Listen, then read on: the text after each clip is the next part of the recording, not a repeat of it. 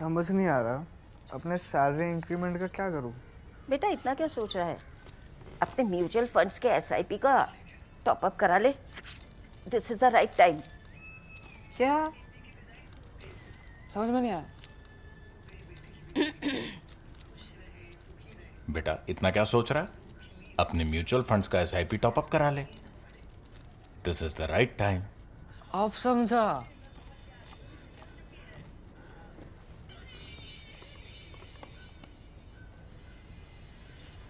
Mutual fund investments are subject to market risks. Read all scheme related documents carefully.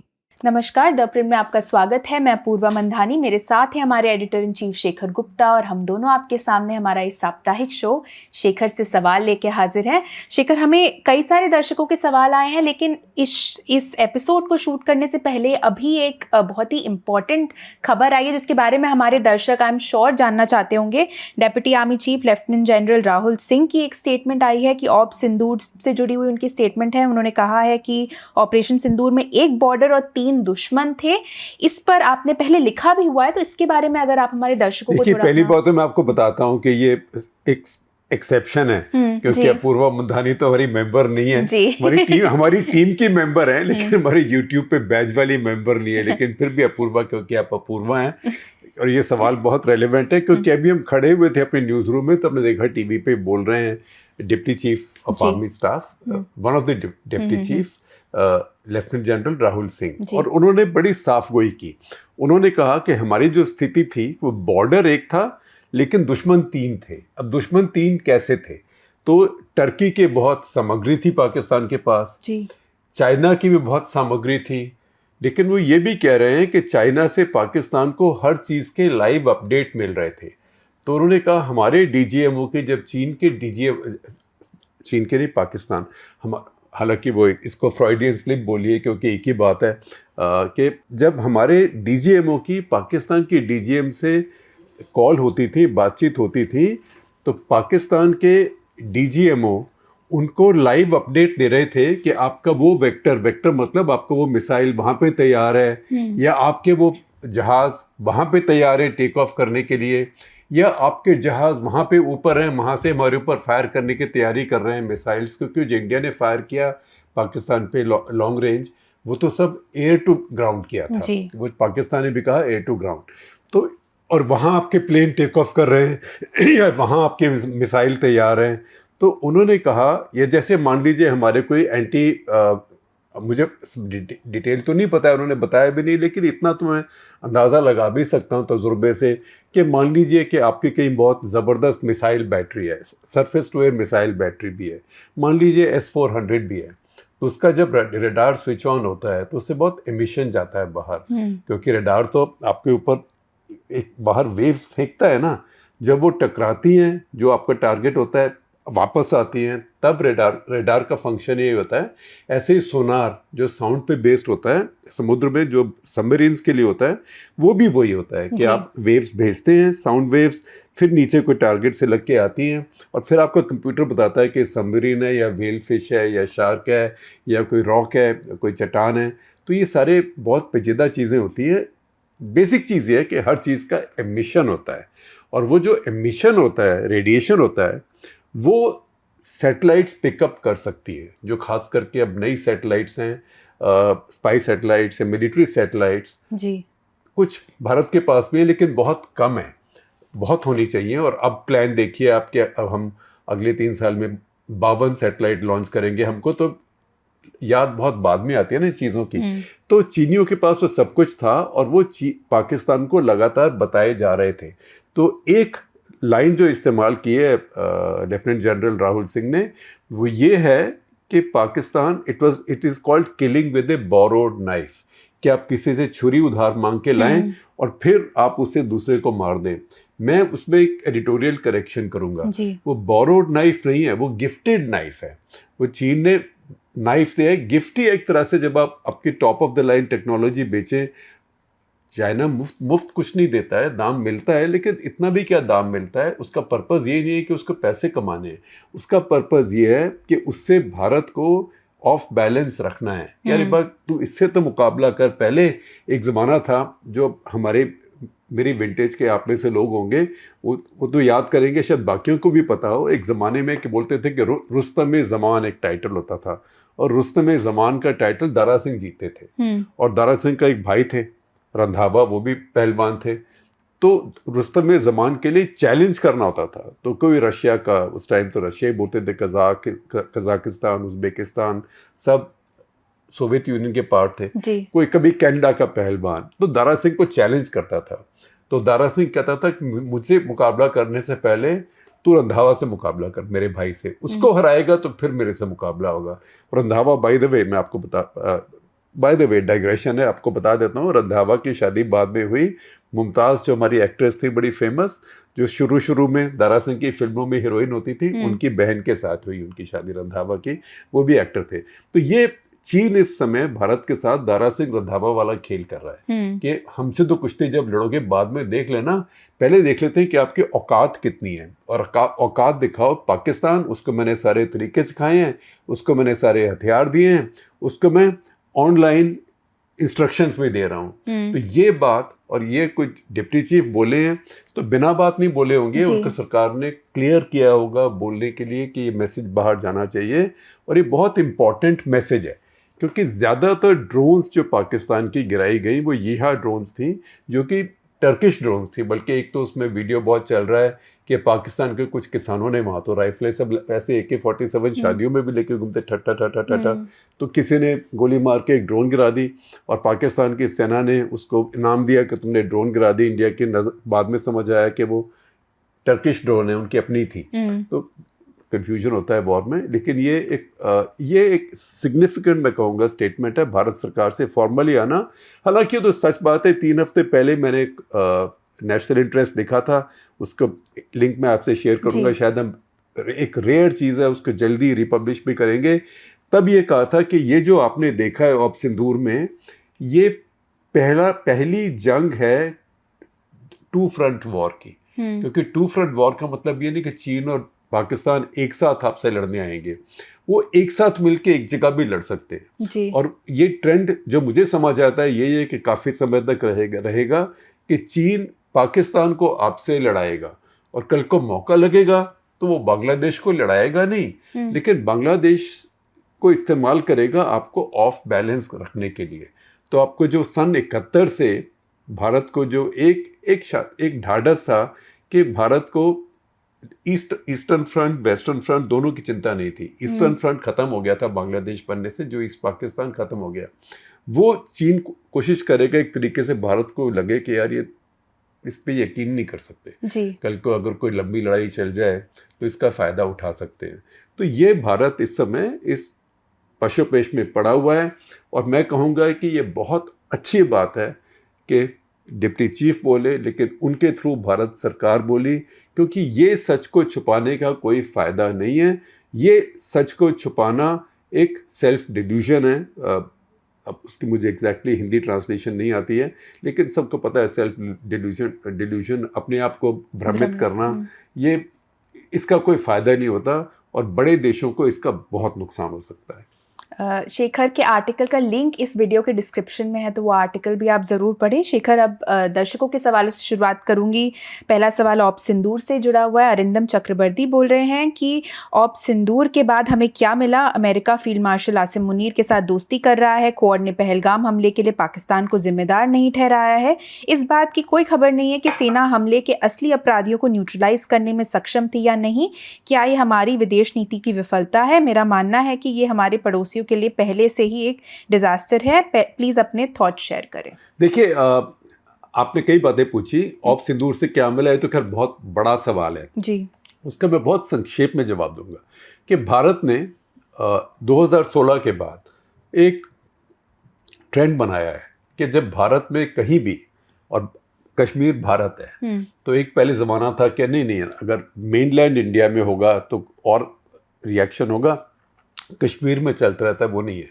अब ये mainland India और कश्मीर की जो distinction थी, ये 5 अगस्त 2019 के बाद ख़त्म हो गई है। कश्मीर भी मेनलैंड इंडिया है, तो कुछ भी इंसिडेंट वहाँ पे होगा तो हम उसके जो उसके भी लीडर्स हैं, जो भी उसकी लीडरशिप है, जो भी उसके कैंप्स हैं, जो भी उसका सोर्स है पाकिस्तान में, उसके ऊपर हमला करेंगे ही। तो पिछली बार भी 2019 में पुलवामा के बाद में जो एक एयर अटैक हुआ था, जो मिराज गए थे, वो पीओके में नहीं था जी। वो पाकिस्तान की मेन टेरिटरी में था, बालाकोट में, जो केपी के स्टेट जोन की खैबर पख्तूनख्वा उसमें था। इस बार इसको पंजाब में किया गया। पंजाब तो पाकिस्तान के लिए ऐसे है जैसे हमारे यहाँ यूपी, बिहार, मध्य प्रदेश, राजस्थान, छत्तीसगढ़, झारखंड और उसमें मेरे ख्याल गुजरात भी मिला दीजिए, इतना एरिया है वहाँ पे। क्योंकि पंजाब पाकिस्तान, मैं रिलेटिवली कह रहा हूँ, पाकिस्तान का करीब 60% पंजाब है, पाकिस्तानी फ़ौज का करीब 85% पंजाब है। तो ये पंजाब के पाकिस्तान के हार्टलैंड में इस बार हमले हुए हैं। तो एक नया प्रिंसिपल, एक जिसको न्यू नॉर्मल कहते हैं, पाकिस्तान को भी आप देखें, जब उनसे कहा गया कि आप एस्केलेट क्यों कर रहे हैं, तो उन्होंने कहा कि भारत ये करके एक न्यू नॉर्मल एस्टैब्लिश करना चाहता है, तो हमको वो न्यू नॉर्मल मंजूर नहीं है। तो ये एक न्यू नॉर्मल ज़रूर हुआ, लेकिन उसके बाद अब मोदी जी ने ये भी कहा है कि अगली बार हमला होगा तो उस हमले को हम सिर्फ ये नहीं समझेंगे कि पाकिस्तान के टेररिस्ट ऑर्गेनाइजेशंस ने किया है। अगर पाकिस्तान के किसी आतंकवादी संगठन से हमला होता है तो हम यही समझेंगे कि पाकिस्तानी सेना ने किया है। उसमें एक बात तो ठीक है, और ये मैं कई सालों से लिखता आ रहा हूँ, मैं कहूँगा कि करीब 25 साल से लिखता आ रहा हूँ, 1999 से लिखता आ रहा हूँ कि जो पाकिस्तान के जो आतंकवादी ग्रुप हैं, लश्कर-ए-तैयबा, जैश-ए-मोहम्मद, ये नॉन स्टेट एक्टर्स नहीं हैं, ये स्टेट एक्टर्स हैं जी। ये पाकिस्तानी सेना का ही एक अंग है। ये उनकी रेजिमेंट्स हैं, स्पेशल फोर्सेस हैं इन मुफ्ती। वो यूनिफॉर्म नहीं पहनते बस, और कुछ नहीं है। नहीं तो उन्हीं के फोर्स मल्टीप्लायर हैं, उन्हीं की ये स्पेशल फोर्सेस हैं। तो वहाँ तक बात ठीक है। लेकिन अब भारत ने इस चीज़ को अप भी कर दिया है कि अगली बार कुछ होगा तो हम फिर इससे भी बड़े स्तर पे करेंगे। तो पाकिस्तानियों को अब ये पता है कि वो अगर चाहें, वहाँ पे कोई जनरल बदमाशी करना चाहे, तो वो इस चीज़ को गेम कर सकता है कि भारत में एक आतंकवादी हमला करा दे, फिर ये तो आएंगे ही, उसके लिए मेरी तैयारी है, मेरे साथ टर्की और चाइना तैयार हैं। तो अब हमने जब इसको इतना रेज कर दिया है तो इसकी तैयारी भी करनी पड़ेगी हमारे को। शेखर, अगला सवाल निकुंज संघाय का है। बोल रहे दुनिया में राइट विंग की सरकारें ज़्यादातर एक ही तरह की होती हैं, अपने इतिहास को गौरवशाली बताना, ध्रुवीकरण की राजनीति करना और सैन्य शक्ति पर ज़रूरत से ज़्यादा खर्च करना। मोदी गवर्नमेंट के 11 सालों के बाद भी भारत डिफेंस प्रोक्योरमेंट पर ज़रूरत से कम खर्च क्यों कर रहा है? भारत आसानी से 2.6% से 3% ऑफ GDP भी अपनी सैन्य शक्ति बढ़ाने के लिए खर्च कर सकता है। इस पर आपके क्या विचार हैं? देखिए, ये थोड़ा GDP का फॉर्मूला होता है ना, थोड़ा सिंपलिस्टिक होता है। हालांकि मैं खुद लिख रहा हूँ, बोलेंगे कि शेखर गुप्ता तुम तो खुद लिख रहे हो कि हमें बढ़ाना चाहिए, तो बढ़ाने का मतलब बजट बढ़ाना चाहिए, उसका खर्च भी करना चाहिए। तो अभी हमारा 1.9% है। 1.9 जब हम अपना डिफेंस बजट देखते हैं भारत में, तो उसमें हम सेना की सैलरीज और पेंशन्स दोनों मिलाते हैं। तो हमारा जो बजट है उसमें सबसे बड़ा एलिमेंट जो है तत्व हमारी पेंशन्स है, उसके बाद सैलरीज है, उसके बाद जो रोज़मर्रा खर्चे होते हैं, आपकी गाड़ियाँ चल रही हैं, आपकी बिजली का खर्चा है, आपके लोग आते जाते हैं, आपका गोला बारूद खर्च होता है, हर तरह के खर्चे होते हैं जिसको रेवेन्यू एक्सपेंडिचर कहते हैं। जैसे हमारा भी न्यूज़ रूम है, तो इसके अंदर आप लोग रिपोर्टिंग करने जाते हैं, वो खर्चा होता है, बिजली चल रही है, इंटरनेट का खर्चा है, ये खर्चे भी होते हैं। इसके बाद करीब 1 लाख करोड़ के आसपास ही कुछ बचता है सेना के पास, जिसको कहते हैं कैपिटल बजट खर्च करने के लिए। तो मेरा कहना सिर्फ ये है कि आप 1.9 से आप जो 5% की बात कर रहे हैं यूरोप में ट्रम्प, और कुछ यूरोप ने माना भी है, वो 5% होगा 5-7 साल में यूरोप में छोटे देश हैं, छोटी पॉपुलेशन है, जनसंख्या है, और बड़ी GDP है। अभी कहने की बात और है कि अरे हमारी तो GDP UK से ज़्यादा हो गई, लेकिन सच्चाई है कि UK की पर कैपिटा GDP तो हमारे से करीब 25 गुना ज़्यादा है। तो उन देशों के पास उस GDP की परसेंटेज में एक हेडरूम ज़्यादा है हमारे से, वो अपना वेलफेयर ज़रा कम करें और वहाँ से पैसा बना सकते हैं। हमारा क्या है कि 1.9% भी जो जीडीपी का है वो भी अभी करीब 13.5% हमारे बजट का हो जाता है, क्योंकि बजट तो जीडीपी और बजट एक चीज़ नहीं होती। जीडीपी में तो जो आपकी सैलरी है वो भी आती है, जो मेरी इनकम है वो भी आती है, जो हमारे नीचे पान वाला पान की कमाई कर रहा है और सिगरेट की कमाई जिसकी बहुत चलती है वो भी कर रहा है, उसमें भी जीडीपी आती है। जीडीपी तो हर इंसान की कमाई है एक देश में। बजट बनता है जो सरकार की कमाई होती है, और सरकार की कमाई में भी बजट बनता नहीं है, फिर सरकार को बोरो करना पड़ता है। तो मेरे ख्याल हमारे यहाँ में काफ़ी हर साल बोरोइंग होती है, उसको फिस्कल डेफिसिट बोलते हैं।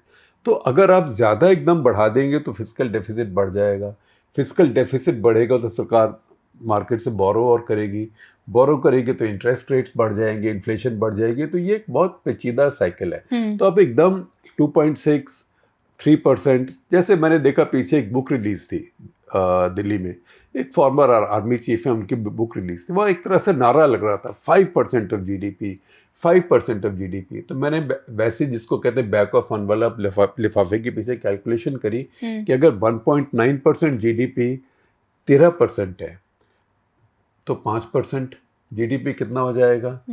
वो करीब 35-36% बजट का हो जाएगा। तो फिर बजट में आपके पास बचेगा क्या? तो ऐसे नहीं हो सकता। हमको करना चाहिए जो कि व्यावहारिक है, जो कि प्रैक्टिकल है और जो कि संभव है। तो 1.9% को मेरा कहना है कि इस साल आप 2.1% ले जाएं। आपका जो टारगेट है फिस्कल डेफिसिट का, पिछले साल 4.8% था, 4.8%। इस साल का टारगेट 4.4 है। हो सकता है 4.5 या 6 पे आ जाए, पर आपको आने की ज़रूरत पड़ेगी नहीं, क्योंकि आप कई जगह से सरकार के लिए रेवेन्यू रेज कर सकते हैं। जैसे कि सरकार के पास इतनी पब्लिक सेक्टर कंपनीज में, बैंक्स में इतनी ज़्यादा शेयर होल्डिंग है। तो मुझे पता है प्राइवेटाइज कोई करने वाला नहीं है, तो हालांकि मैं चाहता हूँ, लेकिन मेरी कौन सुनता है। तो और मोदी जी प्राइवेटाइज नहीं करेंगे क्योंकि वो दिल से प्राइवेटाइजर नहीं है, तो वो ना करें। लेकिन 5-6 बैंक्स में, कंपनीज में अगर सरकार 5 से 10% तक अपनी शेयर होल्डिंग मार्केट में ही बेच दें, जो कि छोटे निवेशक के लिए भी अच्छी बात होगी, क्योंकि अच्छे सेफ कंपनीज के शेयर मार्केट में आएंगे, वही पैसा काफ़ी आ जाएगा सरकार के घाटे की पूर्ति करने के लिए।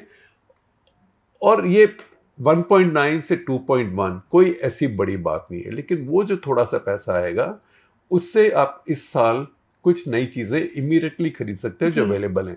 बड़ी बात यह है कि डिफेंस के अंदर मिलिट्री आपको खिलौने की दुकान नहीं है कि आप जाके कुछ खरीद सके, सब कुछ तैयार नहीं होता है। आमतौर पे कंपनियां तब बनाना शुरू करती है जब उनको ऑर्डर मिलता है और एडवांस मिलता है। तो इस साल कम से कम वो ऑर्डरिंग, एडवांस और जो मिनिमम चीज़ें एकदम चाहिए उनकी कमी पूरी करनी चाहिए। और फिर अगले साल ये जो 2.1% होगा, इसको आप 2.3 ले जाइए अगले साल, उससे अगले साल 2.5 ले जाइए। तो जैसे यूरोप 5 साल में 5% तक जाएगा, हम 3 साल में, यूरोप को तो इमीडिएटली खतरा नहीं है ना, अभी पुतिन का है, कब पुतिन आता है यूक्रेन के बाहर हम देखेंगे, लेकिन फिर भी उसके पीछे अमेरिका है, हमारे तो पीछे कोई नहीं है जी। तो ये 3 साल में जैसे यूरोप 5 साल में 5% जाएगा करीब 1% से, हमें 3 साल में 1.9 से 2.5 जाना चाहिए और वहाँ रुक जाना चाहिए, क्योंकि हमारी इकोनॉमी भी तो बढ़ रही है, जीडीपी बढ़ रही है। फिर जैसे जीडीपी बढ़ेगी वैसे हमारा डिफेंस बजट भी बढ़ता रहेगा, लेकिन 2.5 तक पहुँचना चाहिए हमें 3 साल में। ये क्योंकि हम इस पड़ोस में रहते हैं, ये पड़ोस तो हमने नहीं चुना था, लेकिन अटल जी जैसे बोलते थे, अटल बिहारी वाजपेयी, कि आप अपने पड़ोसियों को नहीं चुन सकते हो। और हमारी किस्मत है कि हमें इतने ज़बरदस्त पड़ोसी मिले हैं जिनको हमारे से इतना प्यार है, जैसे चीन और पाकिस्तान, और दोनों के पास न्यूक्लियर वेपन्स हैं। तो अगर यहाँ पे रहना होगा तो आप यहाँ पे, या फिर आप बोलिए कि ठीक है पाकिस्तान तुम्हें जो चाहिए ले लो, चीन तुम्हें कुछ जो चाहिए ले लो, हम शांति करते हैं। ऐसे मैं नहीं कह रहा कि ऐसे कह दो, कभी नहीं कहूँगा, लेकिन आप कभी ऐसी बात सोच सकते हैं? अगर नहीं सोच सकते तो इस देश को, इसके अपने डिफेंस को बहुत स्ट्रॉन्ग करना पड़ेगा। लेकिन 2.63 वहाँ तक जाने की ज़रूरत नहीं है। इकोनॉमी को भी ग्रो करिए, उसके बाद में 2.5, 3 साल तक 2.5। और एक बड़ी इसमें ज़रूरी चीज़, महत्वपूर्ण चीज़, जो हमारे रक्षा सचिव हैं, रक्षा सचिव हमारे बहुत अक्लमंदी की बातें करें। 2-3 जगह मैंने उनको देखा और मैंने बहुत सालों के बाद एक रक्षा सचिव देखा जो इतना क्लैरिटी के साथ बात करते हैं, जैसे NN वोहरा थे एक समय में जिनको मैं जानता हूँ, या जैसे विजय सिंह, वो सब लोग, उनको एक एम्पैथी भी थी सेनाओं के साथ, तो उनको ये दादागिरी नहीं थी सेना के साथ। तो ये जो रक्षा सचिव हैं, इन्होंने स्मिता प्रकाश के पॉडकास्ट में बोला। उसके बाद मैंने देखा कि शायद नेटवर्क 18 के भी एक कोई इवेंट पर बोला, तो वो एक शब्द इस्तेमाल करते हैं, एक एक्सप्रेशन, एब्जॉर्प्टिव कैपेसिटी। क्योंकि हमारे जैसे लोग भी कहते हैं यार हर साल जो आपको बजट मिलता है ना, आप ही कहते हैं कि आपके पास बजट कम है, लेकिन जो मिलता है आप खर्च नहीं करते हैं। तो हर साल हमारी सेनाएं पैसे वापस करती हैं। पिछले साल उदाहरण के लिए हमारी सेनाओं ने 16,000 करोड़ वापस कर दिया। 16,000 करोड़ $2 बिलियन हैं।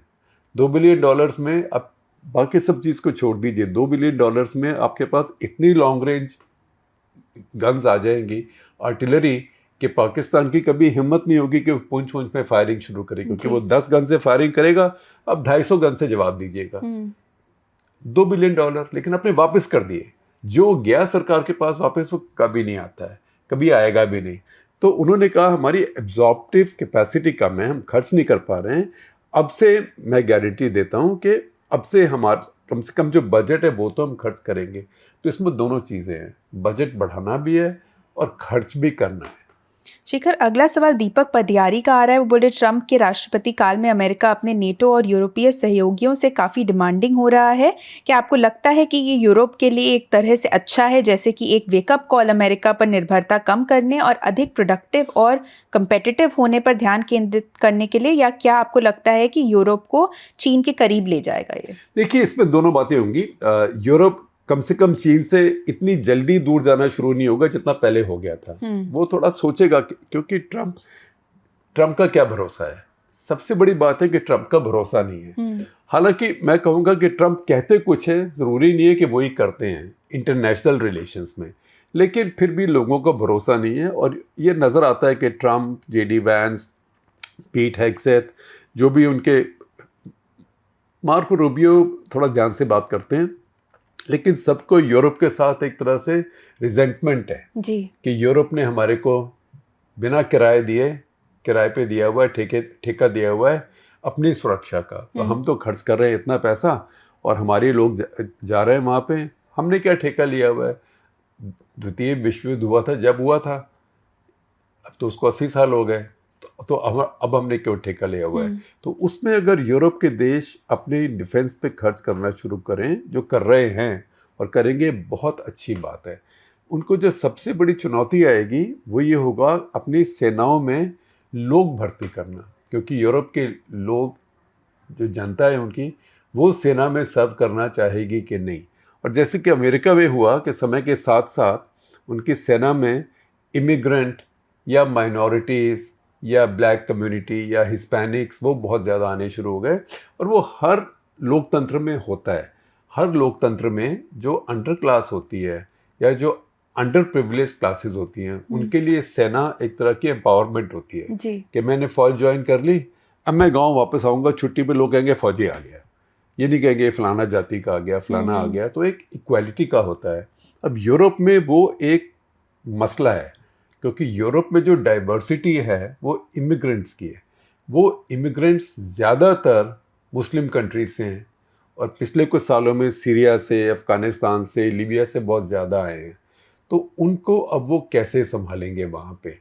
तो यूरोप की अपनी समस्याएं हैं, लेकिन यूरोप को अपनी समस्याओं को अपने आप समझना पड़ेगा, क्योंकि उनकी जो मिलिट्री कल्चर भी है यूरोप की, सिर्फ फ्रांस और ब्रिटेन को छोड़ के उन दोनों की मिलिट्री कल्चर ठीक ठाक है। लेकिन बाकी यूरोप की मिलिट्री कल्चर बहुत सॉफ्ट हो गई है, जैसे 9 बजे से 4 बजे तक काम करना, 4.5 डे वीक। तो ये सारी नॉनसेंस वहाँ पे हो गई है। और इसलिए जो ट्रंप का गुस्सा है यूरोप के साथ, मैं कहूँगा कि अमेरिका का गुस्सा कुछ दिनों से बढ़ रहा था। ट्रंप सिर्फ ये है कि वो किसी बात को होल्ड बैक नहीं करते।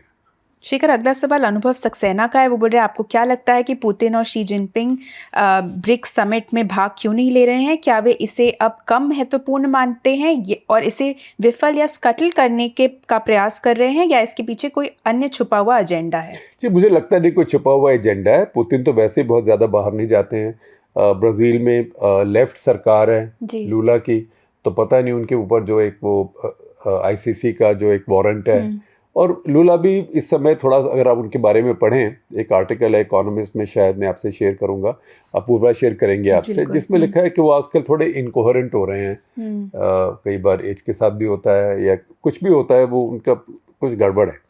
तो पुतिन, मुझे लगता है चिंता करेंगे, पुतिन ना के बराबर अपने देश से बाहर ट्रैवल करते हैं, और वहीं करते हैं जहां उनको पूरा पता हो मैं सुरक्षित रहूंगा, कोई प्रॉब्लम नहीं होगी, जैसे कि बेलारूस चले गए जी। तो भारत ही बहुत समय से नहीं आए हैं। शी जिनपिंग भी आप देखें कुछ आजकल कम बाहर जा रहे हैं, और शी जिनपिंग के पास तो एक बहाना है कि मेरे पास प्रीमियर है, प्राइम मिनिस्टर है, वो किस लिए रखा हुआ है, उसको भेज देता हूँ। तो मैं इसमें बहुत ज़्यादा मतलब नहीं देखूंगा।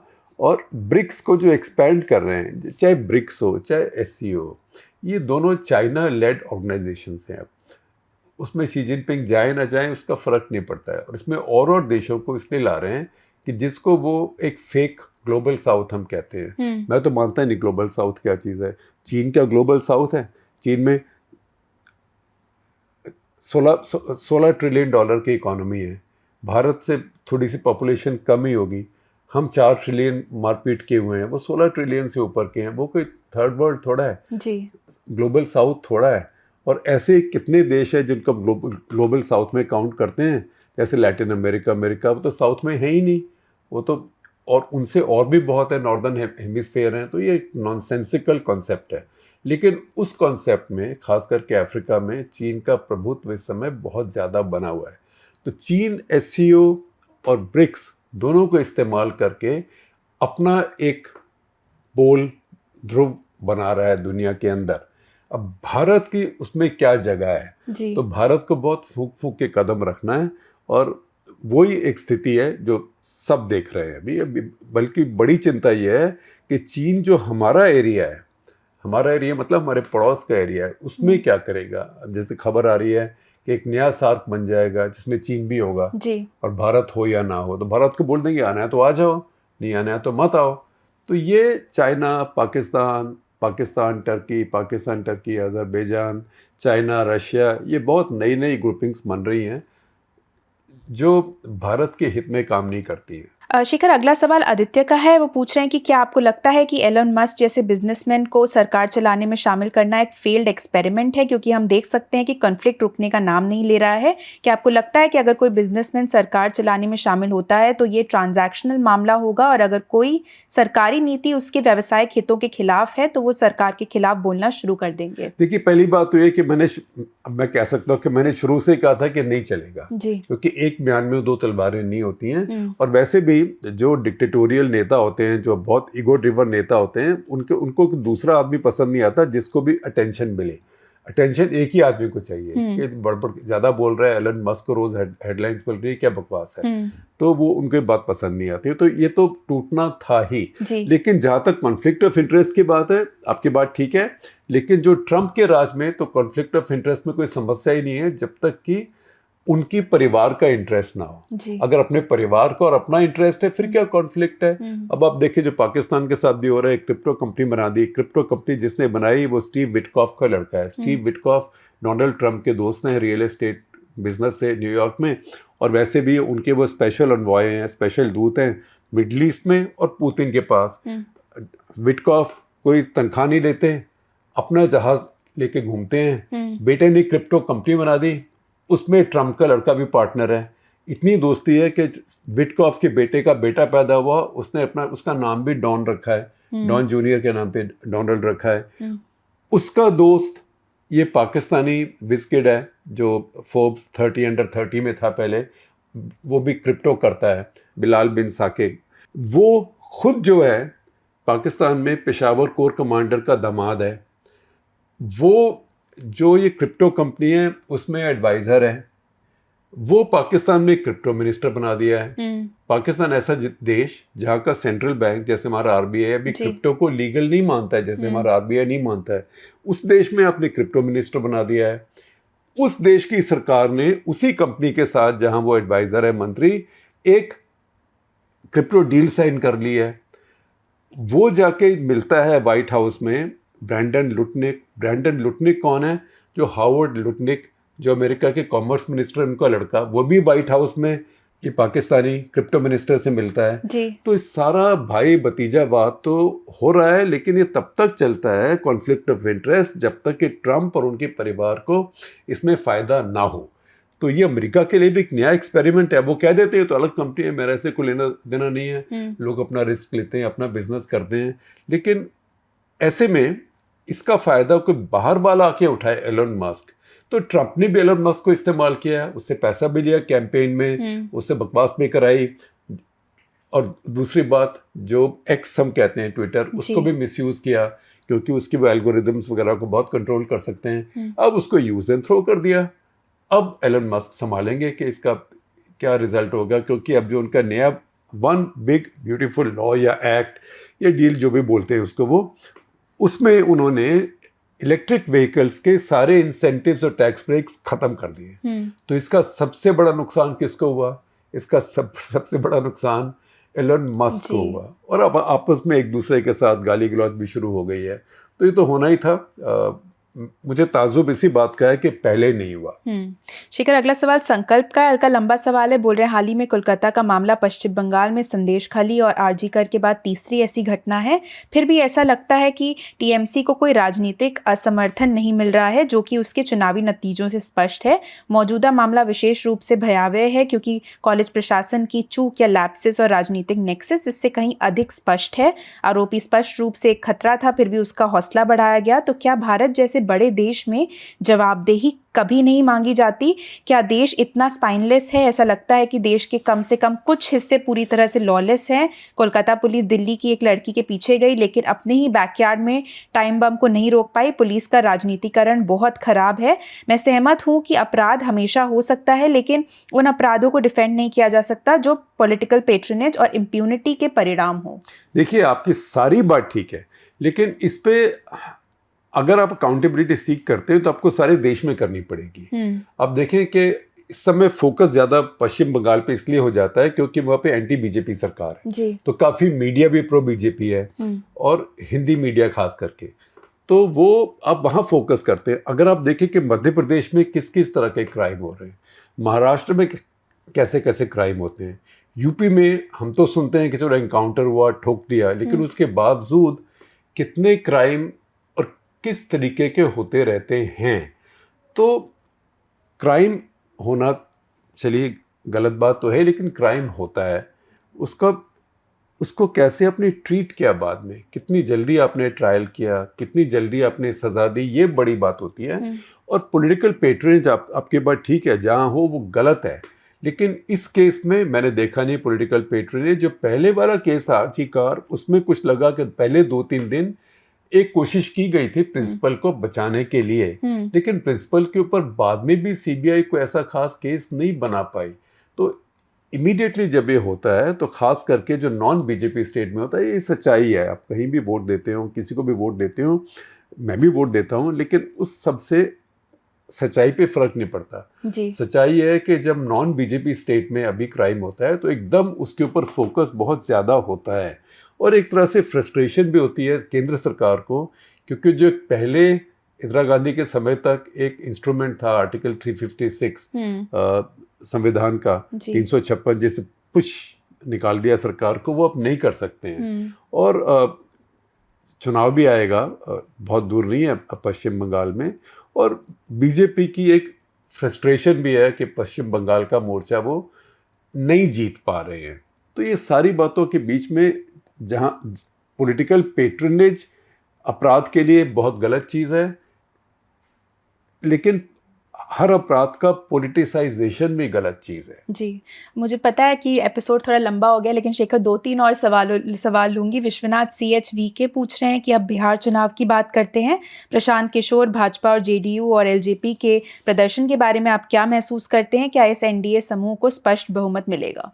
देखिए, अब ये मैं तो आप मेरे को अगर काली कोठरी में बंद कर देंगे, 6 महीना भूखा रखेंगे, 6 महीने तो कोई रह नहीं सकता, खैर, और फिर बोलेंगे कौन जीतेगा, मैं फिर भी नहीं बताऊंगा क्योंकि मुझे पता नहीं है। जी आप बोलेंगे झूठ बोल दो तो मैं बोलूंगा आप बोलो कौन जीते, राइट। ऐसे कहना मुश्किल है, लेकिन प्रशांत किशोर ये साफ है कि अगर वो चुनाव लड़ेंगे तो जो भी वोट लेंगे वो बीजेपी की पॉकेट से जाएगा, क्योंकि उनका वोट ज़्यादा भूमिहार वोट है, थोड़ा अपर कास्ट वोट है, थोड़ा पढ़ा लिखा वोट है, तो वो बीजेपी को उसका खामियाजा होगा। और मैं सोचता हूँ कि कुछ अभी तो बहुत समय है चुनाव में, उसके पहले कुछ जोड़ तोड़, कुछ लेन देन में पैसों की बात नहीं कर रहा हूँ, सीटों का लेन देन, कोई एडजस्टमेंट्स, कई तरह की डील्स संभव है जी। लेकिन प्रशांत किशोर अब एक फैक्टर हैं। वो जीतने वाला फैक्टर नहीं है कि राज करेंगे स्टेट में, लेकिन स्टेट की राजनीति में एक फैक्टर बन गए हैं। और ये भारत में अब देखेंगे ये थोड़ा सा एक फिनोमिनन बढ़ेगा, अपर कास्ट, अपर क्रस्ट, प्रेशर ग्रुप्स का, पार्टीज़ का, उनके पास इतना क्रिटिकल मास नहीं हुआ कि इलेक्शन जीत जाए, लेकिन ये होगा कि आप हमारे लिए कुछ नहीं कर रहे हैं, आप सब ओबीसीज को दे रहे हैं या आप सब ST SCs को दे रहे हैं, तो अपना वोट हम यहाँ रखेंगे। तो अगर वो 2-4% भी वोट लेते हैं तो 2-4-5% वो सारा वोट बीजेपी की पॉकेट से जाएगा, और 2-4-5% वोट हमारे देश में बहुत ज़्यादा होता है। शेखर, अगला सवाल नारायणन का है, हमारे सब्सक्राइबर हैं, बोल रहे भारत और विदेशों में हज़ारों न्यूज़ सोर्सेज को देखते हुए आप कैसे फैक्ट को फिक्शन से अलग करते हैं, जब आपके अपने पत्रकार हर जगह ज़मीनी स्तर पर फैक्ट्स को वेरीफाई नहीं कर सकते? क्या इसके लिए कोई ऐसी रणनीति है जिससे क्वालिटी सुनिश्चित करते हुए आप अपनी सैनिटी बनाए रखते हैं? क्या इसमें AI का उपयोग किया जा रहा है फैक्ट फाइंडिंग के लिए? कितना विश्वसनीय है? देखिए, मैं AI कभी कभी चेक करता हूँ, कभी ग्रॉक, कभी चैट GPT, जब मुझे ज़्यादा कुछ रीडिंग करनी होती है। जैसे कि मान लीजिए कल मैं पाकिस्तान के ऊपर कटक लेटर लिख रहा था, तो पाकिस्तान में 2 बिल पास किए हैं और बड़े भयंकर इन द सेंस के फेडरल देश जो होता है उसमें ऐसी चीज़ होती नहीं कि केंद्र सरकार ने अचानक ओवरनाइट 2 बिल पास कर दिए कि खैबर पख्तूनख्वा और बलूचिस्तान में जो खनिज पदार्थ मिलेंगे वो सब केंद्र सरकार उन पे कंट्रोल करेगी, जो पहले नहीं था वहाँ पे। सेंटर ने स्टेट्स को ये बिल पास करने को दे दिया, स्टेट्स के सिर पे बंदूक रखी हुई है, तो फील्ड मार्शल साहब हैं, तो खैबर पख्तूनख्वा में वो पास नहीं हुआ क्योंकि वहाँ इमरान खान की पार्टी है, तो वहाँ मारामारी अभी चल रही है। तो उसमें मैंने AI यूज़ किया कि क्या बिल थे और ये कब डेट को प्रेजेंट किए गए, तो वो इमीडिएटली उसमें मुझे आ गया, तो मुझे वो गूगल करके ढूंढना नहीं पड़ा, 1 सेकंड में मिल गया मुझे। लेकिन AI से मैं कुछ पूछूं और मुझे बताता है तो मैं उसको एकदम ट्रस्ट नहीं करता। हालांकि AI भी अब आपको बताती है कि उन्होंने कौन कौन से डॉक्यूमेंट्स की रीडिंग करी है, फिर आप वो प्राइमरी सोर्स पे जा सकते हैं। दूसरी बात ये कि आपको ये भी समझ होती है कि किस प्लेटफॉर्म से जो खबर है या डेटा है उस पर आप यकीन कर सकते हैं, किस पे आप नहीं कर सकते हैं। तो बहुत चीज़ें होती हैं जो YouTube पे चलती रहती हैं जी। जैसे आप वैक्सीनेशन ले लीजिए, YouTube के ऊपर हज़ारों तरह की खबरें चलती हैं, लोग देख लेते हैं, अरे YouTube में लिखा है कि वैक्सीनेशन से इतने लोग मर गए। ये RF कैनेडी स्कूल में बोलता हूँ, वहमबाजी एंड बकवास। तो वो सब चीज़ें आपको तजुर्बे के साथ, अनुभव के साथ भी समझ आती हैं। लेकिन आपको ये पता है कि कौन से प्लेटफॉर्म है दुनिया भर में, भारत में, जो कि बेसिकली ट्रस्टवर्दी हैं, विश्वसनीय हैं, गलती कोई भी कर सकता है। उसके बाद फिर आपको चेक करना पड़ता है और ये भी सोचना पड़ता है कि ये बात ठीक लग रही है कि नहीं लग रही है। शेखर, आज का आखिरी सवाल है अर्जुन मलिक का, बोल रहे बास्केटबॉल की अक्सर इस बात के लिए आलोचना की जाती है कि ये कोई ट्रॉफी नहीं देता है, जैसे कि कोई सीरीज जीतना या WTC, लेकिन क्या इसने खेल के असली उद्देश्य को हासिल नहीं किया है, जो कि है दर्शकों को आखिरी गेंद तक बांधे रखना? 5वें दिन 371 रन्स को चेस करना आमतौर पर ड्रॉ या बॉलिंग विन होता है, लेकिन इंग्लैंड की ये टीम कन्वेंशन को डिफाई करती है। क्या आपको नहीं लगता कि हम सफलता को तभी महत्व देते हैं जब कोई ट्रॉफी दिखाई दे? नहीं, देखिए, आपकी बात बिल्कुल ठीक है। 370 चेस करना लास्ट डे, हालांकि इंग्लैंड के पिच में कुछ होता नहीं है फास्ट लास्ट डे तक, आजकल पिच बहुत फ्लैट बन रहे हैं, वो बड़ी बात थी। लेकिन ये सच बात है कि एक तो बेसबॉल से खेल अच्छा हुआ है और सब देश खेलने लगे हैं। पहले जब ऑस्ट्रेलिया, रिकी पॉन्टिंग की टीम जब थी या स्टीव वॉ की टीम थी, पहले दिन वो बैटिंग करके शाम को 410 रन बनाते थे, 9 ओवर के 90 ओवर के दिन 410, 420, 430, 1 या 2 विकेट डाउन और दूसरे को बर्बाद कर देते थे। तब तो किसी ने बेसबॉल नहीं बोला उसको, वो जीतते थे ना, वर्ल्ड चैंपियन थे। भारत भी अभी उसी पेस पे खेलता है। इस इनिंग्स में भी आप देखें, भारत ने करीब 600 रन बनाए, तो वो 150 के करीब ही ओवर थे, 150 से 2 शायद कम ही थे, तो 4 की एवरेज से तो हमने भी बनाए। तो ये बेसबॉल का ही तो रेट है जी। पिछले मैच में हमने भी इसी रेट से बनाए। पिछले मैच में पहले इनिंग्स में तो हमने मेरे ख्याल 4.6 की एवरेज से बनाए। तो ये बेसबॉल तो एक नाम हो गया है, लेकिन अब टेस्ट क्रिकेट में भी लोग तेज खेलते हैं जी। कभी कभी धीरे धीरे खेलना होता है। जैसे कि इस समय शुभमन गिल, वो एक तरह से क्लासिकल टेस्ट इनिंग्स, हालांकि उसके हिसाब से वो भी तेज खेले जो पुरानी टेस्ट इनिंग्स थी।